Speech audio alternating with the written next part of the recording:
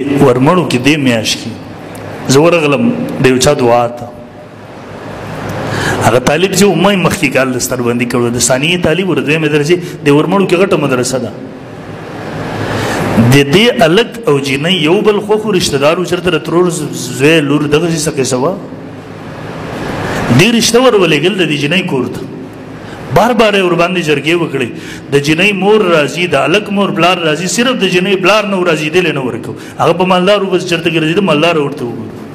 د بل چا رشتہ بس راغلي هغه ته ورل لورې ورته ما مور کو ورکړل بزور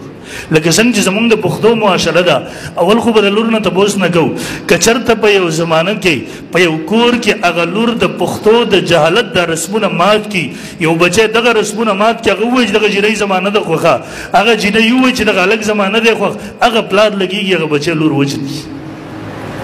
دا تاسو کې په شریعت ته شرم درځي نبی علیہ الصلوۃ والسلام راغه فاطمه رضی الله تعالی عنها ویل فاطمه علی ته یاد استا خوخه ده نبی علیہ الصلوۃ والسلام نه زیات غیرتی کې دي شي داغه نه زیات حیادار کې دي شي د لور نه تبوس کو ته به شرم درځي فقهاو خو دومره پورې ملکلي دي د یو بالغ عاقل الک او جنۍ د غیر مرزي نه بغیر د مور پلار نشي کولای کوي کله په زور یو کله د نکاح نه کیږي مزل د دعا ته ورلم واقعي څه شوی و د جنۍ کور والا رشتہ د الک کور والا رشتہ لګل جنۍ پلار پر راځي نو بل چاله ورکړه د جنۍ د بل چاته د ورکولو نه بس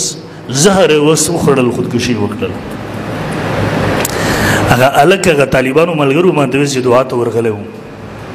د موږ سره طالبانو تخصص هم کړل د مولانا عنایت صاحب نور علما ملتدي بلاغه چې کله ویل د جنۍ خودکشي وکړه ول په سباله د الک په مدرسې خبر شو ول مونږ ته وی ول ما ته پته چې خودکشي ډېر لوی ګناه ده خو مال مو ژوند او ژوندۍ خو نه راکې چې کومې جنۍ زمانه وجنه زهر خوړه خودکشي وکړه هغه د دنیا نه لاړه ځدی وس ژوند تیرو ممکن نه دا غیب به زهر خوړه خودکشي وکړي د دواړو بلاران او رشتہ داران په یو ځای کې دعا ته ناسو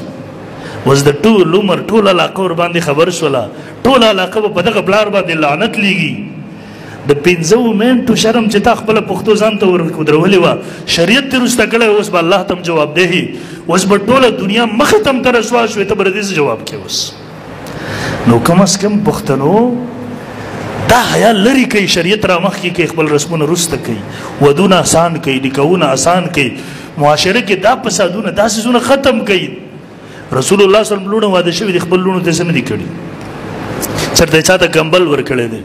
چرته چاته یو لوخي دو ور کړی علي رضی الله عنه ته معمولی څه کړي دوه درې سيزونه زیاتی را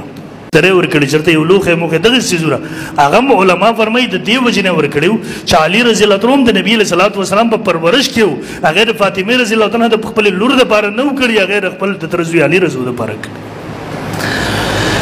نو عرض مې کوو چې کله الکو جنۍ ځوان شي بالغ شي په مور پلار باندې حق دی چې پوری تور د رشتو کې بدی کړی دیر نه کوي